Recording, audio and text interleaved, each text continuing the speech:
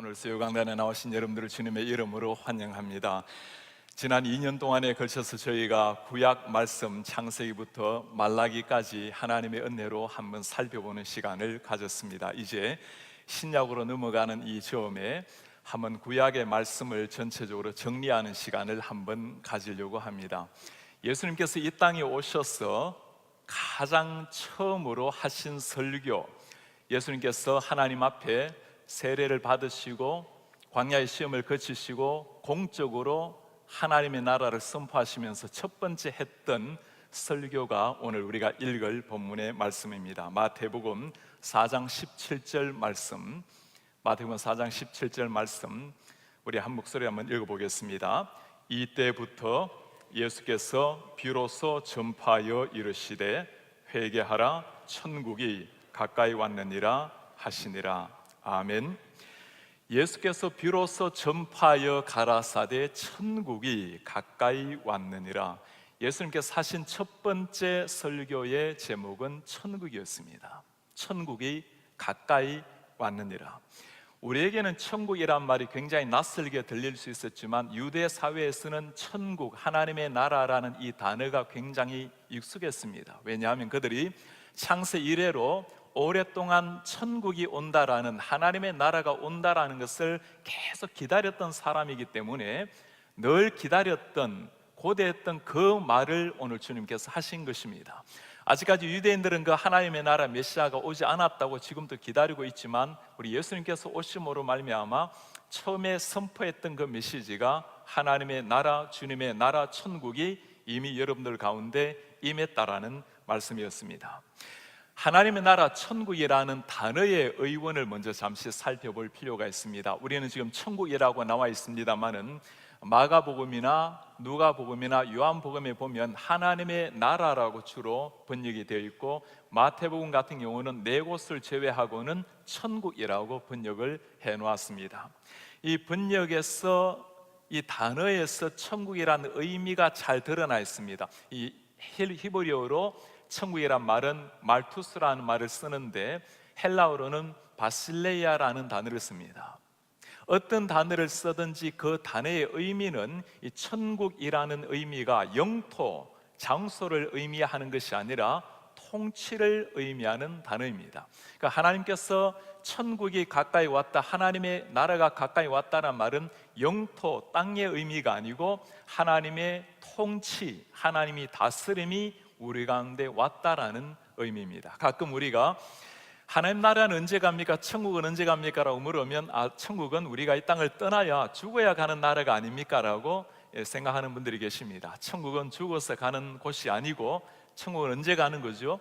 예수님을 믿는 즉시 들어가는 곳이 천국입니다.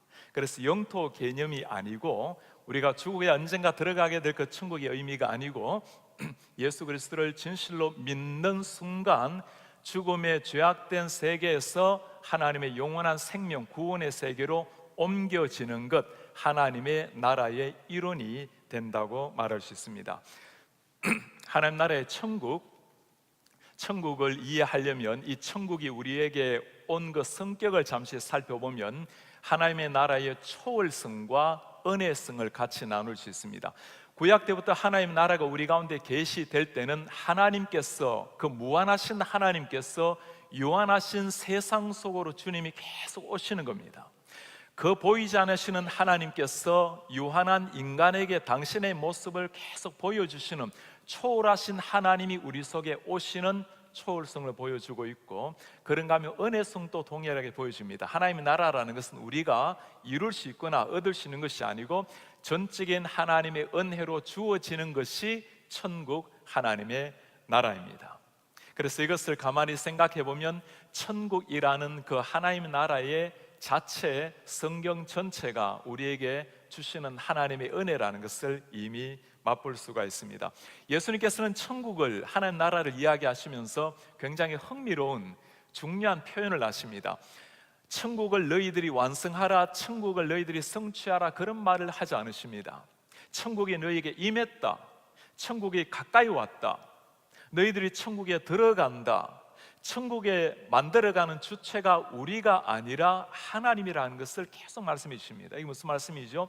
하나님의 나라 천국이라는 것은 우리가 할 수 있는 것이 아니고 하나님이 베풀어 주시는 그 천국의 놀라운 영광에 하나님의 백성들을 초청을 하시고 우리는 감사함으로 은혜로 그 천국에 들어간다라는 의미입니다. 물론이죠, 주님을 만나고 난 다음에 구원받고 난 다음에 백성에게는 천국을 확장시켜 나가는 이런 사명이 우리에게 주어졌지만 먼저 확장시키기 전에 천국으로 들어가는 은혜가 있어야 되는데, 들어가는 은혜는 우리가 할 수 있는 것이 아니고 오직 하나님의 은혜로 들어가고 또는 주어지고 받아들이고 임한다라고 이해할 수 있습니다. 하나님 나라, 이 하나님 나라를 오늘 예수님께서 설교하셨는데, 이 하나님의 나라에 대해서 먼저 살펴보려면 이스라엘 백성들은 이 하나님의 나라라는 단어를 계속 묵상해 오고 그들의 평생에 하나님의 나라를 기다려온 사람이기 때문에 쉽게 이해가 되겠습니다만은, 우리가 이 하나님 나라를 바르게 이해하려면 이제 성경 전체를 한번 살펴봐야 되겠죠. 하나님 나라의 시작을 보려면 맨 먼저 하나님의 창조로부터 올라가야 됩니다. 하나님께서 천지 만물을 창조하시고 사람을 창조하실 때 하나님께서 무슨 생각을 하셨을까요? 하나님께서는 홀로 완전하시고 지존하신, 혼자서도 무한하신, 완벽하게 만족하시는 분이신데 왜 하나님께서 어느 순간 천지를 창조하시고 사람을 지으셨는가? 하나님께서 천지 만물을 하나님이 원하시는 대로 계획대로 다 지으셨습니다. 원하는 대로 계획대로 완벽하게 지었다라는 그 단어는 하나님이 보시기에 좋았더라, 토브라는 히브리어 단어는 보시기에 선한, 좋은, 하나님의 눈에 완벽한 것을 가리킵니다. 하나님이 원하신 대로 모든 만물들을 다 지으시고 난 다음에 마지막 그 정점에 하나님이 사람을 지으셨습니다. 사람을 지으시고 난 다음에 사람에게 특별히 주신 그 권위가 있습니다. 천지 만물은 하나님께서 말씀으로 지으셨지만 사람을 지을 때는 하나님의 형상대로 모양대로 특별한 존재로 사람을 지으십니다. 하나님의 형상과 하나님의 모양이라는 것은 다른 동물이나 식물, 아무리 아름답게 지저귀는 새 저기에 있는 것이 아닙니다. 하나님의 거룩하심, 하나님의 의로우심, 하나님의 절대선 사랑, 그 하나님의 성품을 인간에게 부여해서 만들어진 창조물, 그걸 두고 하나님의 형상대로 모양대로 지었다고 말합니다. 다른 말로 말하면 하나님께서 인간을 누구처럼 지었다는 거죠? 하나님과 같은 모습으로 지었다는 겁니다. 물론 하나님께서는 형상이 아니시기 때문에 우리의 모양을 가지시지는 않으시지만, 그러나 이 시대 가운데 정말 하나님의 모습을 보려면 우리가 주님의 모습을 보아야 되겠고, 또 하나님의 모습을 보려면 다른 것이 아니라 우리 옆에 계시는 한 사람 한 사람을 자세히 살펴보면 그분에게 하나님의 형상과 이미지가 다 들어있는 겁니다. 아무리 삼라만상에 아무리 자연 만물이 너무너무 아름답다 하더라도 사람의 아름다움, 사람의 뛰어남과 비교할 수 없습니다. 하나님의 형상과 모양 그대로 지음받은 존재가 사람이기 때문입니다. 하나님의 창조도 뛰어나지만 하나님께서 사람을 그렇게 지으시고 난 다음에 사람에게 부여하신 특별한 권한이 있습니다. 하나님께서 사람에게 주신 권한이 무엇이었죠? 만물을 다스릴 수 있는 권한을 주십니다. 다스리다라는 것은 여러분, 누가 다스릴 수 있는 거죠? 왕이 하는 일이 다스리는 일입니다. 히브리어 말로 본래 왕이라는 단어가 말레크라는 단어를 사용합니다. 왕은 다스리는 일이고 다스리다라는 단어는 말라크라고 사용합니다. 동사가 되면 말라크는 다스리다고, 명사가 되면 말레크가 되면 왕이 됩니다. 다스린 사람이 누구죠? 왕인 겁니다. 인간을, 만물을 다스릴 수 있는 권한을 주셨다라는 것은 인간을 누구처럼 만들었다는 거죠? 하나님처럼 신과 같은 존재로 만들으셨다는 겁니다. 그런 게 고결한 인간의 본래 모습이었어요. 지금 우리가 타락해서 이 모양이지 본래 우리가 이런 모양이 아닙니다. 하나님의 형상대로 만물을 다 다스릴 수 있는 완벽한 존재가 그게 사람이에요. 우리가 예수 그리스도 안에서 다시금 이 잃어버린 하나님의 형상을 회복하게 되면 이 모습을 다시금 하나님 앞에 회복하게 됩니다. 너희는 왕 같은 제사장이요 택하신 하나님의 백성이 왕 같은 제사장이라. 그리스도 안에서 변화를 받고 나면 우리 한 사람 한 사람이 왕 같은 존재로 바뀐다는 겁니다. 비록 우리가 이 땅에서는 때로는 범죄 가운데 죄악 가운데 살아간다 하더라도 언젠가 주님 나라에 이르게 되면 그때는 다시금 아담을 만들었던 그 왕적 존재를 회복할 날이 오게 될 것입니다. 사람에게 하나님께서 주신 첫 번째 사명은 만물을 다스릴 수 있는 왕과 같은 존재로 만드셨습니다. 여러분, 왜 그러셨을까요? 하나님께서는 사람과 함께 교제하고 사람과 더불어 아름다운 동산, 아름다운 나라를 이루어가길 원하셨습니다. 하나님께서 하나님이 되시고 인간이 하나님의 통치를 받는 나라, 여러분 그게 무슨 나라죠? 하나님 우리의 진정한 주인이 되시고 우리는 하나님의 백성이 되어서 하나님의 말씀대로 살아가는, 서로 간에 사랑하고 섬기고 하나님의 나라를 이루어가는, 그게 진짜 하나님의 나라가 되는 겁니다. 하나님께서 본래 인간을 창조하시고 사람에게 기대하셨던 것이 이 완전한 하나님의 나라였습니다. 하나님이 진정한 주인이 되시고 하나님의 사랑의 법의 통치를 받고 하나님의 말씀의 지배를 받는 하나님의 나라. 그러나 이 하나님의 나라에 찬물을 끼얹는 사건이 발생했습니다. 인간의 타락이었습니다. 하나님의 형상 모양대로 지음받은 사람이 하나님의 법대로 살아가지 아니하고 자신이 주인이 되어서 자신의 생각대로 살아버린 것. 하나님의 백성은, 하나님의 나라는 하나님의 말씀의 통치를 받아야 됩니다. 말씀의 지배를 받아야 될 하나님의 백성이 말씀의 지배를 받지 않고 하나님의 말씀의 자리에 사탄의 말로 바꾸어버립니다. 너희가 중앙에 있는 나무는 먹지 말라. 먹는 날에는 정말 죽는다. 사람은 그 말을 교묘하게 바꿉니다. 저것을 먹으면 죽을지도 모르고 중앙에 있는 실과뿐만 아니라 모든 실과를 먹지 말라 했어. 하나님을 아주 협소한 하나님으로 하나님의 말씀을 왜곡시켜서 하나님에 대한 불만을 만들어냅니다.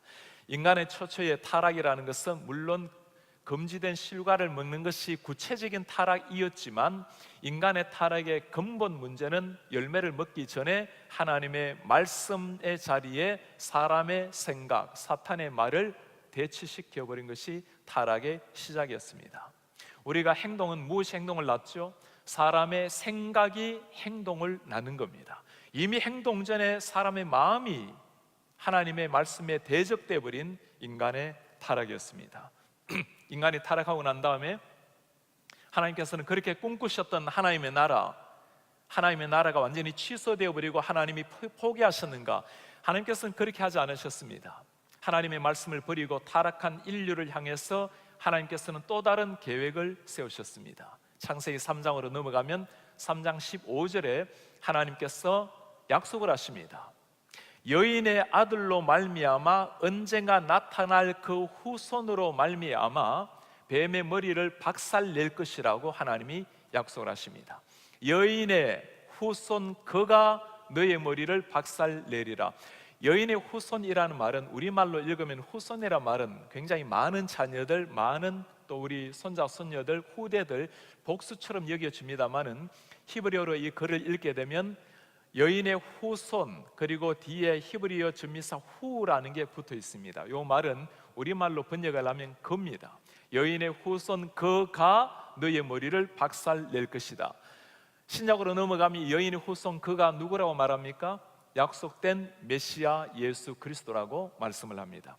이미 하나님께서는 타락할 때부터 인간에게 메시아를 보내어서 인간의 타락을 회복시킬 것을 말씀하시고 그때 본래 하나님이 꿈꾸셨던 하나님의 나라를 메시아로 말미암아 다시금 이루시겠다라는 계획을 인간에게 약속으로 주신 겁니다.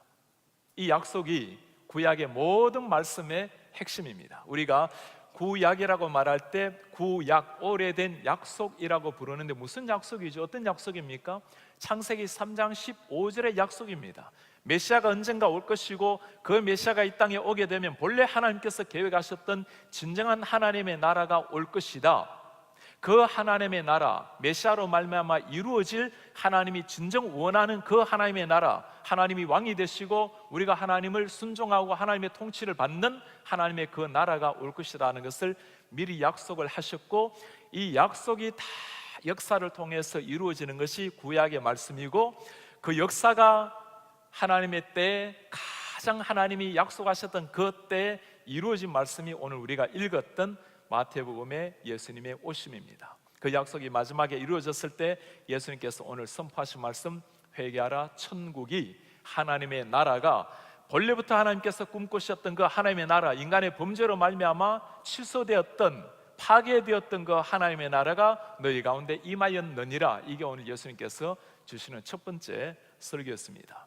그렇다면 이제 하나님 나라가 구약 가운데 어떤 식으로 계속 약속이 되고 점점 발전되어 가는지 우리가 잠시 한번 살펴보도록 하겠습니다.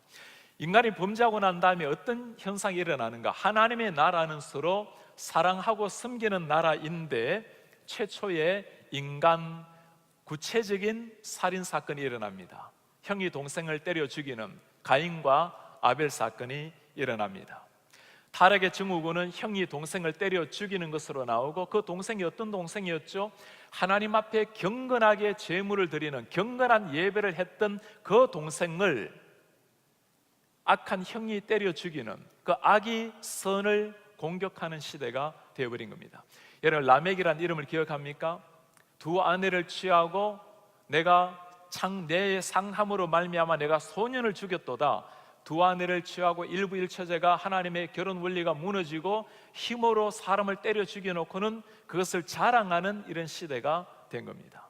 그리고 창세기 5장으로 넘어가게 되면 족보 이야기가 나오고, 6장으로 넘어가면 이 타락의 물결이 온 인류에게 휩싸이게 됩니다. 노아 시대에 들어가게 되면 뭐라고 말씀합니까? 성경에 보면 모든 인류가 하나님을 버리고 하나님의 말씀에서 벗어나 버리는 이런 기현상을 보입니다. 하나님의 말씀에 순종하지 아니하고 하나님의 말씀의 통치를 받지 아니하는 민족이 모든 인류 속에, 그 DNA 속에 들어가 버리는 겁니다. 그걸 보시고 하나님께서 인류를 보시고 하나님의 소감이 있습니다. 하나님의 느낌이 있어요. 내가 땅 위에 사람 지으셨음을 한탄하사 마음에 근심하시고, 하나님이 지으시고 난 다음에 사람을 향해서는 특별히 심히 좋았다라고 하나님의 그 얼굴에 만면의 미소를 짓게 만든 인간 창조가 하나님의 근심이 되어버렸고, 인간 만든 것을 마음에 한탄하는 상황이 되어버렸습니다. 이런 시대에 하나님께서 인간을 완전히 썰어버리실 수도 있는데, 하나님께서는 노아라는 한 사람을 기억을 하셨습니다. 하나님께 은혜를 입었던 노아. 우리 노아를 이해할 때 하나님께서 창세기 3장 15절을 가지고 이해를 하셔야 됩니다. 내가 여인의 후손으로 말미암아 언젠가 뱀의 머리를 박살낼 그 메시아를 오게 하겠다는 약속을 하셨고, 노아까지 휩쓸어버리면 안 되겠죠. 하나님께서 아예 그냥 인류를 없애버리고 새롭게 시작할 수도 있지만, 하나님은 약속에 신실하신, faithful 하신 하나님이 그 약속대로 하나님께서 약속의 씨앗을 남겨두십니다. 그 노아와 노아의 아내와 그리고 8 식구를 남겨두십니다. 이걸 우리가 두고 부를 때는 보존의 언약이라고 부릅니다. 하나님께서 보존시켰다라는 말씀입니다. 이제 노아로 말미암아 창세기 9장으로 넘어가면 홍수 시대가 끝나고 난 다음에 노아가 하나님 앞에 제단을 바치고 하나님 앞에 진실로 경배하는 모습이 나옵니다. 마치 아담을 만드시고 난 다음에 하나님과 아담이 함께 대화하고 함께 행복하게 지냈던 것처럼 노아가 잠시였지만 하나님 앞에 진실한 하나님의 사람으로 섰고, 당연히 가족들도 하나님 앞에 그렇게 섰겠죠. 아마도 성경을 읽는 사람은 그렇게 생각할 수 있습니다. 이 노아가 아마도 우리에게 약속된 그 메시아, 노아로 말미암아 하나님의 나라가 올 것이 아닌가. 처음에는 그럴듯하게 보였습니다. 모든 인류가 다 죽고 난 다음에 새로운 땅에서 새 문화를 시작을 했어요. 그러나 시간이 지나면서 포도 농사를 하게 되고, 노아가 술을 취하게 되고, 벌거벗어 술에 취한 모습으로 넘어지게 되고, 결국에는 노아도 약속했던 그 온전한 메시아는 아니었습니다.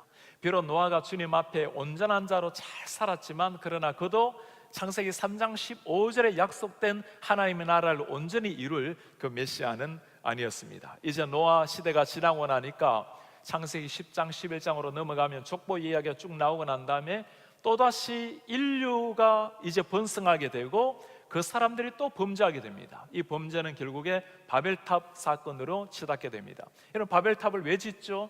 우리가 성과 대를 하늘 꼭대기까지 오르게 만들자. 무슨 말입니까? 흩어짐을 피하자. 성경에 보면 하나님께서 땅 위에 번성하고 생육하고 충만하라, 흩어져서 땅을 정복하라고 하나님이 말씀을 하셨는데 우리끼리 뭉쳐 살자는 겁니다. 아무리 사람의 생각이 좋다 하더라도 하나님의 말씀에 벗어나는 것이 죄악입니다. 하나님이 땅에 번성하고 생육하고 충만하라고 말씀하셨으면 그대로 순종하는 게 우리의 자세인데, 그게 하나님 나라를 살아가는 백성의 윤리인데 사람들은 그 말을 버리고 우리끼리 뭉쳐서 살자. 인본주의라는 것이 사람의 눈에 보면 굉장히 좋게 볼 수 있습니다. 우리끼리 뭉쳐서 살고 하나 되어 살고. 그러나 신본주의의 눈으로 보아야 인본주의의 무서운 칼날이 보입니다. 사람을 위한다 할지라도 하나님의 말씀에서 벗어난 일이라면 그것이 죄가 되는 겁니다. 성과대를 하늘 꼭대기까지 올라가게 만들자. 뭐 하자는 거죠? 하나님이 물로 심판해도 우리 살아남자. 하나님이 약속을 하셨습니다. 내가 물로는 심판하지 않겠다. 무지개 언약까지 보여주셨어요. 그러나 하나님을 믿지 않는 사람들은 하나님의 말씀 대신 자신의 의지, 자신의 생각으로 성과대를 높이 쌓아놓고 우리 이름을 내자.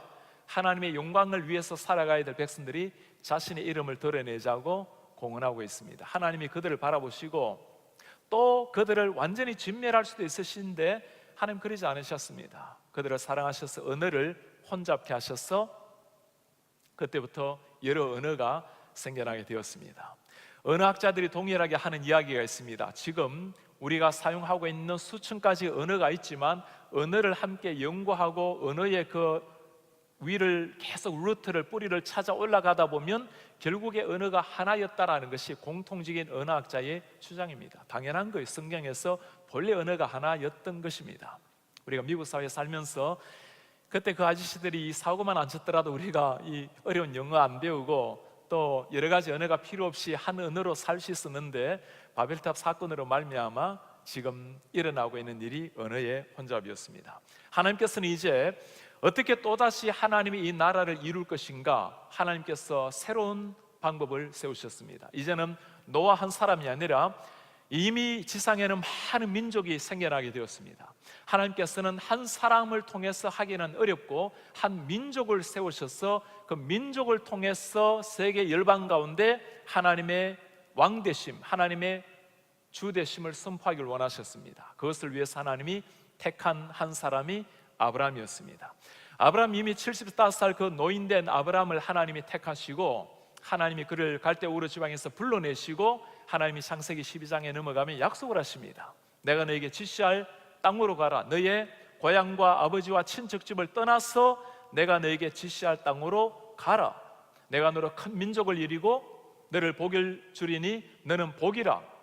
너를 저주하는 자에게 내가 저주하겠고 너를 축복하는 자에게는 내가 축복하리니 땅의 모든 족속이 너로 말미암아 복을 얻을 것이니라 하시니라. 하나님께서 아브라함에게 약속을 하셨습니다. 이 약속이 구약 전체 창세기 50장까지 그리고 출애굽기 또 신명기 또 하나님께서 그들에게 보내신 약속의 땅, 예수님 오시기까지 모든 구약의 말씀이 창세기 3장 15절의 약속이 이루어지는 것, 그리고 아브라함에게 약속하신 이 약속이 이루어지는 것을 보여주는 게 구약의 전체의 줄거리입니다. 그 약속이 무엇이었습니까? 내가 너에게 지시할 땅으로 가라. 내가 네 밟는 모든 땅을 너와 너 자손에게 주겠다. 땅에 대해서 약속을 하셨습니다. 여러분, 이 약속이 어떻게 이루어졌죠? 땅에 대한 약속, 그리고 내가 너로 큰 민족을 이루어 주겠다. 민족을 주겠다는 약속, 내가 너를 복이 되게 하겠다. 너로 말미암아 천하 만민이 복을 얻게 하겠다. 복을 주겠다는 약속을 하십니다.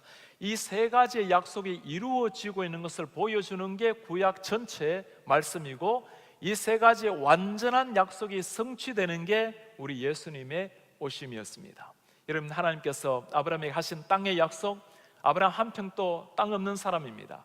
그러나 아브라함으로 말미암아, 이삭으로 말미암아, 야곱으로 말미암아 야곱의 12제자들이 애굽 땅으로 건너가게 되고 그들이 출애굽에서 결국에 어디로 들어갑니까? 약속의 땅으로 하나님의 절대적인 은혜로 들어갔습니다. 그들이 총칼로 이긴 것이 아니죠. 여리고성 하루에 한 번씩 돌다가 마지막 날 7번 돌자 그대로 성이 무너지는 겁니다.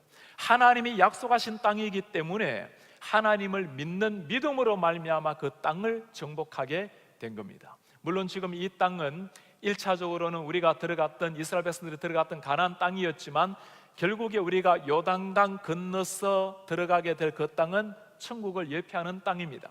하나님께서 전적인 하나님의 은혜로 요단강을 건너서 약속의 땅에 들어가게 한 것처럼 우리가 천국 들어가는 건 역시도 전적인 하나님의 은혜로 광야 같은 이 땅의 삶을 끝내고 나면 영원한 천국으로 들어가게 될 것입니다. 누가 들어갔죠? 혈통적으로 이스라엘 백성들이라고 들어간 것이 아니었습니다. 믿음 없는 1세들은 전부 다 광야에서 다 죽이시고 믿음이 있는 2세들과 여호수아와 갈렙을 약속의 땅으로 하나님께서 인도를 하셨습니다. 이 시대 가운데 진실하게 하나님을 믿고 그리스도를 따라가는 하나님의 백성들을 약속의 땅으로 인도하신다라는 말씀입니다. 아브라함에게 약속의 땅 주어졌습니다. 내가 너로 큰 민족을 이루어주겠다. 아브라함에게는 한 사람의 자식도 없었습니다. 그 아브라함에게 한두 명의 자식이 아니라 엄청난 민족을 이루고 열왕들이 너희 허리에서 날 것이라 불가능한 약속이었습니다. 그러나 어떻게 일이 일어납니까? 이삭이 한 사람이 태어나고 이삭의 탄생은 단순한 한 사람이 아니었습니다. 불가능한 가운데 하나님이 창조한 한 사람입니다. 그냥 육신에 자연스럽게 난 아들이 아니었죠. 경수가 끊어지고 아브라함이 아이를 낳을 수 없는 상황인데 이거는 자연스러운 탄생이 아니라 하나님의 창조였습니다. 그 이삭으로 말미암아 야곱이 나오고 12아들이 나오고 야곱의 70명의 아들들이 애굽 땅으로 이주를 합니다. 하나님께서 애굽 땅에서 400년 동안 종살이를 하게 하십니다. 우리는 가끔 이런 생각을 해요. 아니 하나님의 백성인데 왜 저렇게 애굽 땅에서 고생을 하나님 시켜야 됩니까? 우리 생각에는 하나님의 백성들이 왜 저렇게 수고를 고생을 해야 되는가? 노예 생활을 해야 되는가? 하나님에게는 전혀 새로운 계획이 있었습니다. 지금 하나님 뭘 하시는 거죠? 아브라함으로 말미암아 큰 민족을 이루고 내가 그 민족으로 말미암아 영광을 받고 너를 특별한 백성으로 삼아서 너희로 말미암아 세계 열방을 비추는 나의 빛이 되게 하리라. 너희로 말미암아 저 무수한 이방 민족들 수많은 백성들이 하나님을 알게 만드는 나의 특별한 민족으로 삼으리라. 그 계획을 가지고 하나님 지금 엄청난 민족을 만들어내는 거예요. 당시 때 제일 강대국이 이집트입니다. 애굽입니다. 그 애굽의 우산 밑에서 비록 노예로 살았지만 그들은 400년 후에 엄청난 사람들이 일어나게 되었습니다. 중대한 민족이 된 거예요. 때가 되어서 출애굽을 합니다. 몇 사람이 나왔죠? 장정만 60만 명입니다. 장정이라는 것은 군대에 갈 수 있는 남성의 나이입니다. 장정만 60만 명이니 실제 여인들, 아이들, 노약자들 200만 명, 300만 명이라고 이야기합니다. 한 명의 자식이 없었던 아브라함에게 300만 명이나 되는 엄청난 대군대가 출애굽을 합니다. 하나님 약속이 뭐였죠? 내가 너의 씨로 말미암아 천하 만민 하늘의 별같이 많게 하리라. 당시 때 하늘의 별이라는 게 눈에 보이는 게 다입니다. 요즘은 천체가 발견이 되어서 셀 수 없는 별들이 있지만 너희 눈을 들어서 하늘을 쳐다보라. 네가 하늘의 무별을 셀 수 있다면 너희 민족을 세리라. 그 무수한 별들 약속대로 된 겁니다. 바다의 모래알처럼 많게 하리라. 하나님의 약속이 그대로 이루어진 거죠. 비록 그 이스라엘 백성들은 혈통적인 이스라엘의 백성이지만 오늘날 하나님께서 약속하시는 너의 씨는 믿음으로 말미암는 진정한 아브라함의 자식들입니다. 자손들입니다. 요한복음 8장에 넘어가면 예수님 앞에 제자들이 나와서 유대인들이 묻습니다. 우리가 아브라함의 자손인데 종이 된 적이 없는데 어찌하여 우리를 자유케 되리라고 말하느냐? 너희가 내 말년에 거해야 내가 제자가 되고 진리를 알지는 진리가 너희를 자유하게 하리라 했을 때 우리는 아브라함의 자손인데 우린 자유합니다. 예수님께서 뭐라 말하죠? 너희들은 피로는 아브라함의 자손이지만 그러나 마귀의 자식들이라. 하나님으로부터 난 자들이 진정한 하나님의 아들, 딸이라고 말씀을 하십니다. 하나님의 진정한 약속된 아들들은 오늘날은 믿음으로 말미암아 주님 앞에 들어가게 되는 믿음의 백성들, 오늘날 표현하면 우리 교회가 진정한 아브라함의 자손들이 되는 겁니다. 오늘날 이전에 비록 육신적으로 떠났던 사람들, 지금 우리가 주님을 믿고 있는 사람들, 예수님이 오시기 전에 믿을 모든 사람들, 하늘의 무뼈를 쳐다보라. 훨씬 더 많은 하나님의 백성들이 생겨난 겁니다. 땅에 대한 약속, 하나님의 자녀들에 대한 약속, 그리고 네가 복이 되게 하겠다. 천하 만민이 너로 말미암아 복 얻게 하겠다. 아브라함에게는 한 아들이 없었던 사람입니다. 당시 때는 아들이라는 게, 하나님의 자녀들이라는 게 축복의 증거였습니다. 여호와의 자식들은 하나님의 기업이라 많은 자손들, 많은 자식들을 둔 것을 하나님의 축복의 하나의 표징으로 보았던 시대입니다. 아브라함에게 한 명의 자식이 없었다라는 것은 당시의 표현으로 보면 하나님의 은혜, 축복의 통로에서 벗어난 사람인데, 오늘 하나님이 네가 복의 근은 복이 되겠고 천하 만민이 너로 말미암아 복을 얻게 만들겠고, 누구를 두고 말하는 거죠? 아브라함으로 말미암아 결국에 이 씨앗이 계속 지탱이 되어서 너의 씨앗으로 말미암아 천하 만민이 복 얻게 하겠다. 아브라함이 천하 만민의 복의 근원은 아니죠, 그죠? 만복의 근원이 누구십니까? 예수 그리스도십니다. 다른 말로 말하면 아브라함에게 지금 누구를 약속하는 거죠? 창세기 3장 15절에 하셨던 그 약속, 바로 메시아를 약속을 하시는 겁니다. 마태복음 1장 1절에 뭐라고 말하죠? 다윗과 아브라함의 자손 예수 그리스도의 세계라. 처음에 신약에서 하는 말이 아브라함과 다윗의 자손 그리스도의 세계라고 말합니다. 이스라엘 백성들이 아브라함으로 말미암아 그 씨앗이 언젠가 메시아가 온다는 것을 믿었기 때문입니다.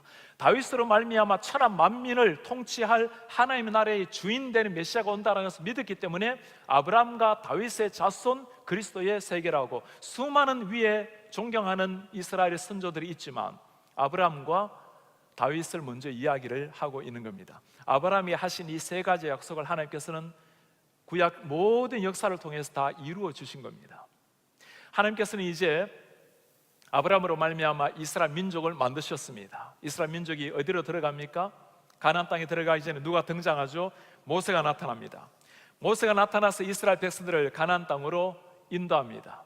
모세는 하나님 앞에 특별히 쓰임받은 사람입니다. 모세 역할이라는 것은 하나님을 출애굽했던 장본이기도 하고, 특별히 모세가 하나님 앞에 했던 일은 이스라엘 백성들에게 하나님의 말씀, 하나님의 법도, 십계명과 율법을 받아서 공표한 일입니다. 율법이라는 것도 하나님 나라를 이해하기 위해서 굉장히 중요한 말씀입니다. 이스라엘 백성들에게 율법이 주어졌을 때 우리가 먼저 이 율법이 왜 주어졌는지를 물어봐야 됩니다. 율법이 왜 주어졌는가? 율법을 지켜서 구원을 얻기 위해서 주어졌는가? 아니면 하나님의 백성들이 율법대로 살기를 원해서 주셨는가?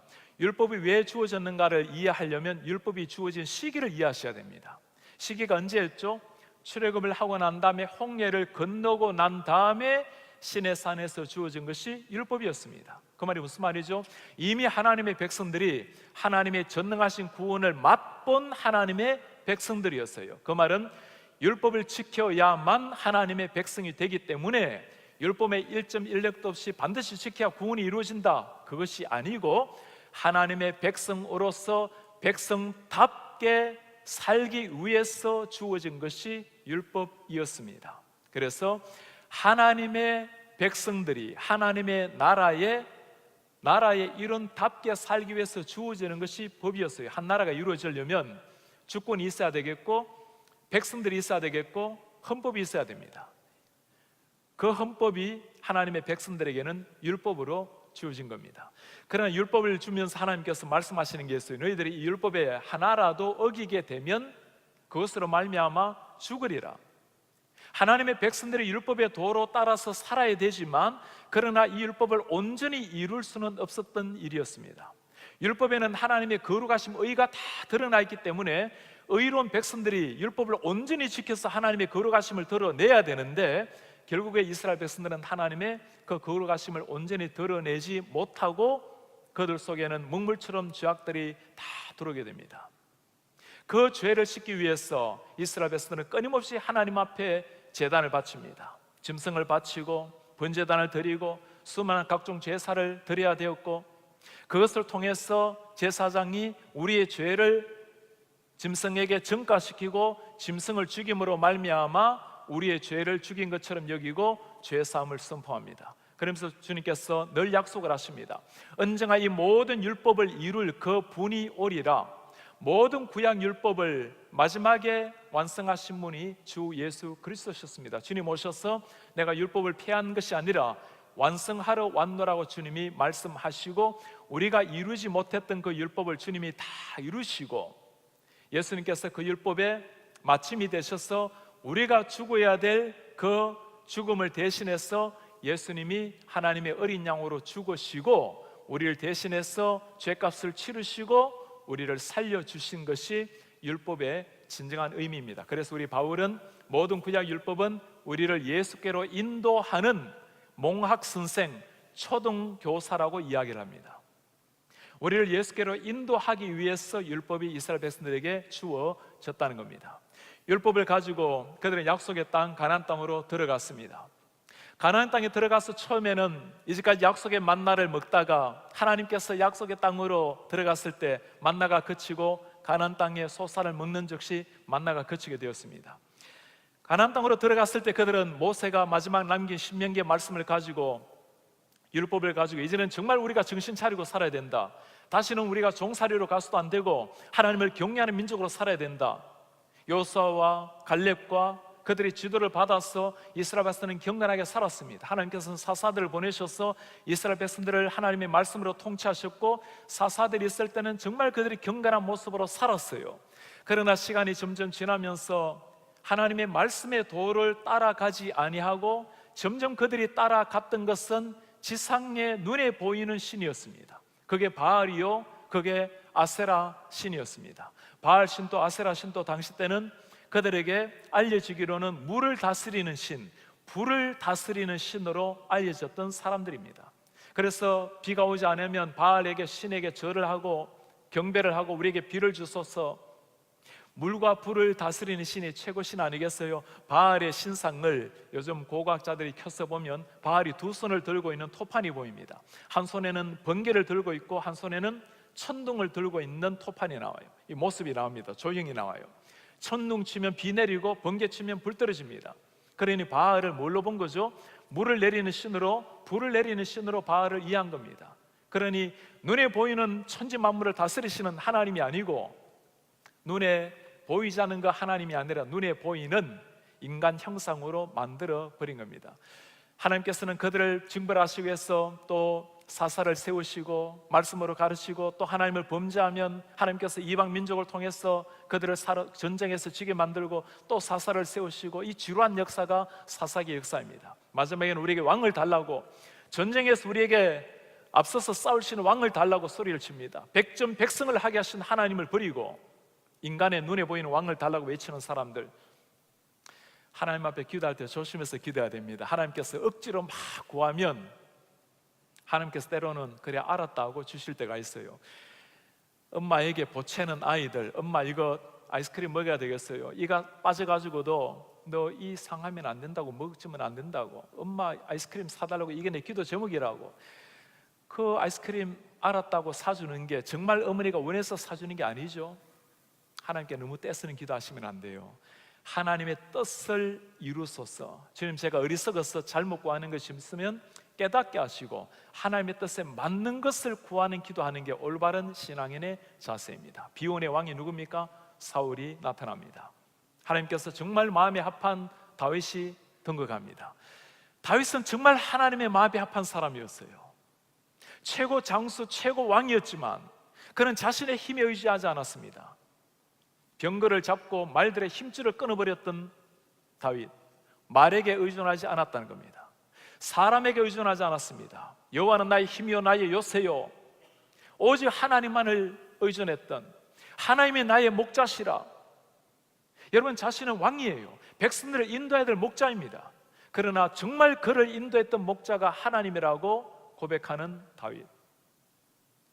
하나님이 보시기에 이런 다윗을 보면 사람이 보기에도 정말 귀하지만 하나님 보시기에 내 마음에 딱 맞는 사람이라고, 정말 내 마음에 합한 사람이라고 할 만해요. 이제 이러면 이스라엘 사람들에게는 어떤 생각이 들까요? 창세기 3장 15절에 약속되었던 그 메시아, 하나님의 나라를 이룰 그 메시아가 혹시 이 사람이 아닌가? 다윗에게 기대를 합니다. 정말 그분은 그럴만 했어요. 하나님의 말씀으로 가르치고 하나님의 영토를 확장하고 하나님의 영광을 돌리고. 그러나 시간이 지나고 다윗도 교만하게 되고 범죄하게 되고 결국에는 다윗도 그 약속된 메시아는 아니었습니다.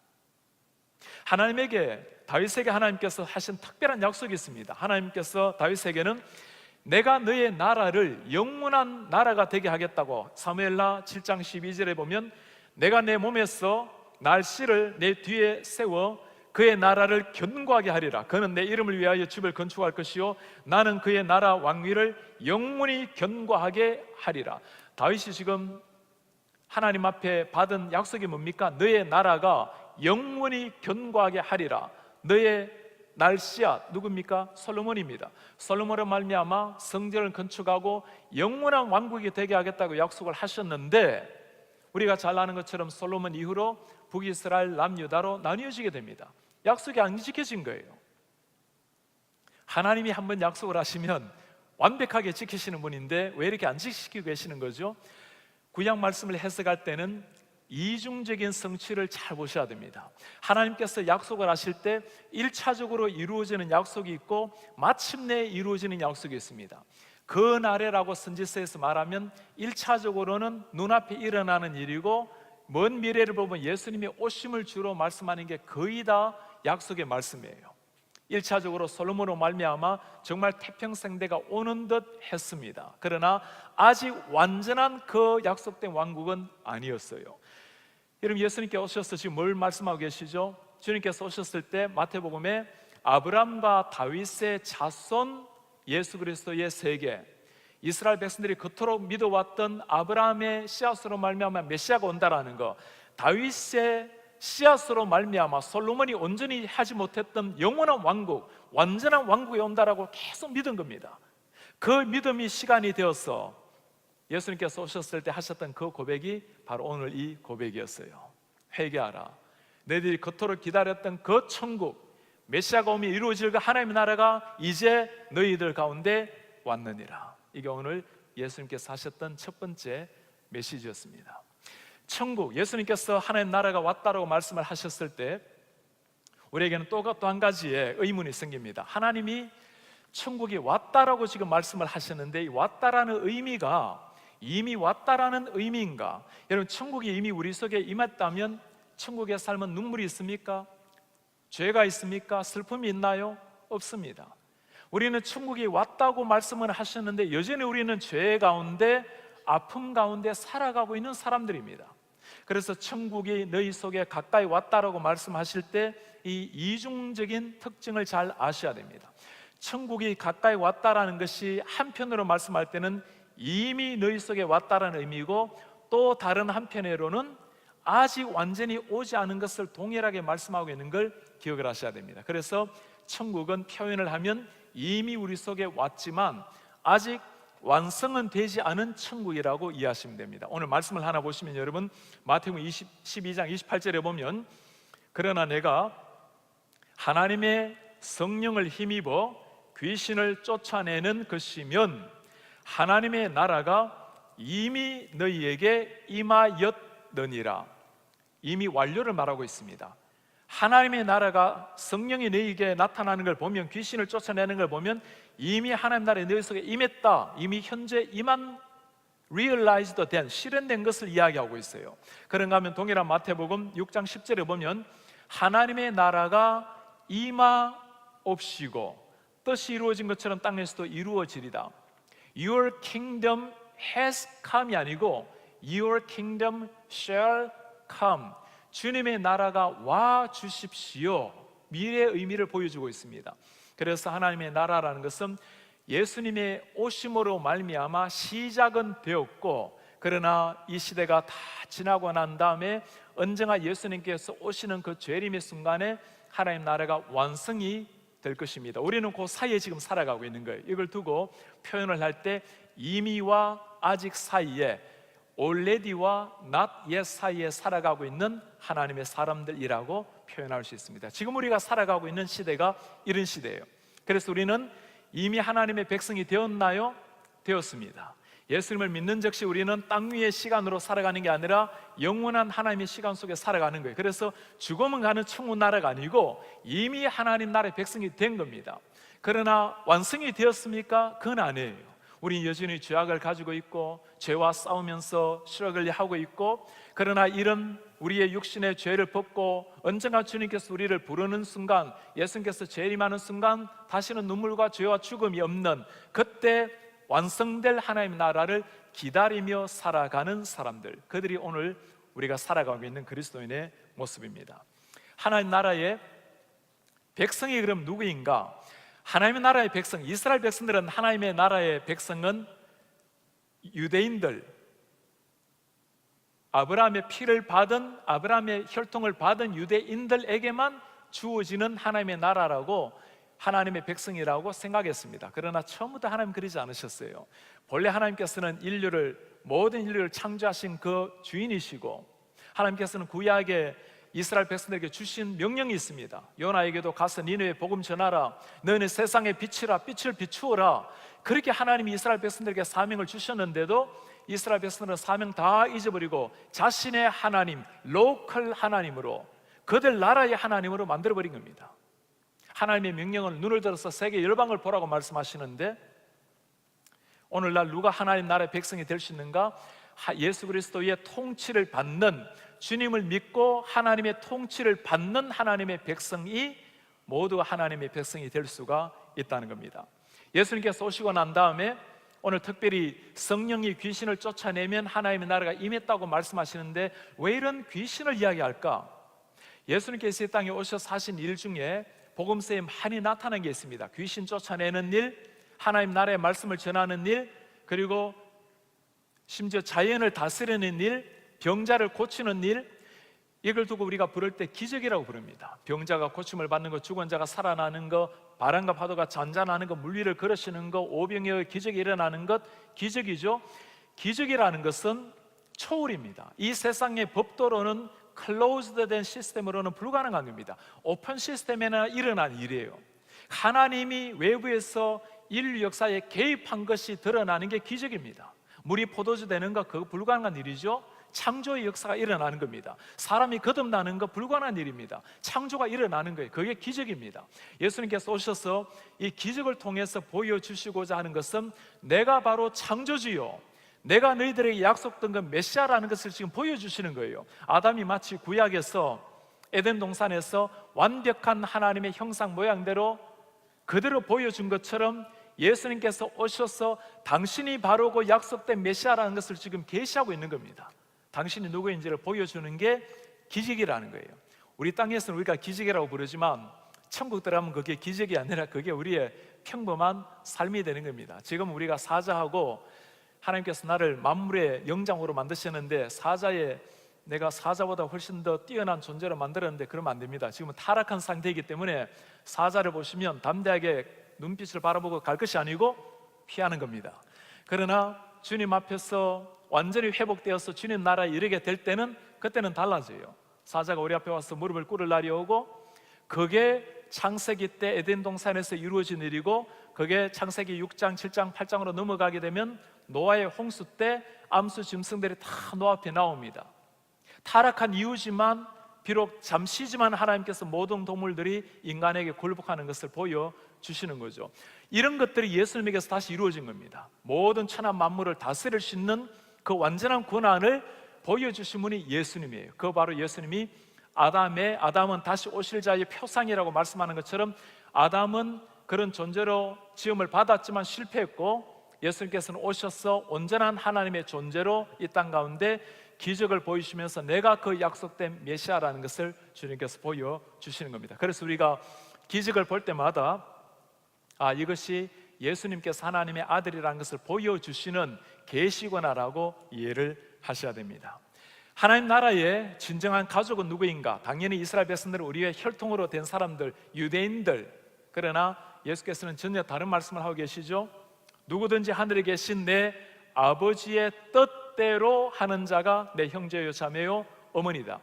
하나님의 뜻대로 살아가는 사람, 하나님의 말씀의 지배를 받는 하나님의 백성이 내 가족이라고 말씀을 하십니다.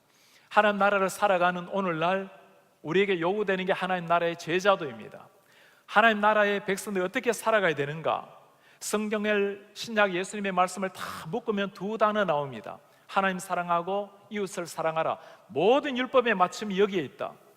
하나님의 백성들이 이미 하나님의 백성이 되었지만 완성될 그 날을 기다리며 살아가는 백성들은 끊임없이 하나님의 말씀의 도로요, 하나님의 말씀을 도를 따라서 하나님을 사랑하고 이웃을 사랑하며 살아가는 것, 그렇게 살아가는 게 행복한 삶입니다. 예수님의 말씀처럼 살아가는 게 하나님께는 영광이 되고 우리에게는 행복이 되는 삶입니다.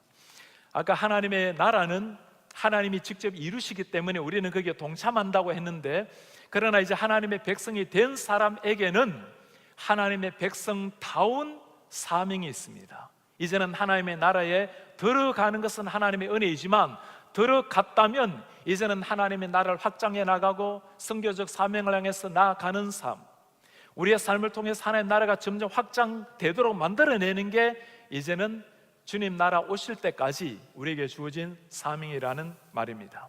하나님 나라를 살아가는 우리에게는 윤리가 있어야 됩니다. 우리가 이 땅을 떠날 때는 온전한 나라에 들어가게 되면 그런 노력이 필요 없겠습니다만은 땅 위에 살 때는 끊임없이 하나님의 말씀으로 우리를 복종하는 이런 윤리적 삶이 있어야 됩니다. 아담은 왜 범죄했죠? 말씀에 불순종함으로 실패했습니다. 예수님께서는 오셔서 말씀에 완전히 순종하심으로 하나님의 의를 이루셨습니다. 우리도 주님의 순종처럼 순종하며 살아가는 게 이 땅에서 주님 앞에 써야 될 우리의 자세입니다. 마지막으로 하나님의 나라는 언제 완성이 되는가? 예수님 재림하실 때라고 말씀을 드렸습니다. 이 땅 가운데서는 우리 교회가 불완전한 모습이지만, 그러나 언젠가 주님께서 이 땅에 오실 때 주님 우리를 통치하실 때가 옵니다. 그때는 다시는 눈물이 없고 죽음이 없고 죄가 없는 완전한 하나님 나라에 들어갈 날이 올 것입니다. 그날까지 하나님의 백성답게 살아가는 것, 그 삶이 미셔널 라이프입니다. 우리의 삶을 통해서 예수 그리스도를 보여주는 인생, 우리의 삶을 통해서 주님이 영광을 받게 만드는 인생, 우리가 주님 나라 천국에 들어가게 되면 노래가 안 해도 그때는 미션 라이프가 자동적으로 이루어집니다. 그러나 주님 오실 때까지 끊임없이 기도하고 전투하는 그리스도인으로 내 자신을 쳐서 주님의 말씀에 복종하며 살아가는 미셔널 라이프, 우리가 이 땅 가운데 주님의 쓸 때까지 해야 될 일입니다. 오늘 우리 주님께서 오셔서 첫 번째 하신 그 설교, 회개하라 천국이 가까이 왔느니라, 하나님 나라가 가까이 왔다라는 말씀을 함께 잠시 나누었습니다. 이제 우리 하나님 나라의 일원이 되었기 때문에 이 하나님 나라를 확장시켜 나아가는 이런 사명이 우리에게 주어졌습니다. 여러분들의 매일의 삶을 통해서 하나님이 영광을 받으시고 하나님의 말씀은 선포되고 주님의 백성은 구원을 받고 하나님이 영광을 받으시는 이런 하나님 나라의 천국된 백성들의 삶 되시기를 주님의 이름으로 축복합니다.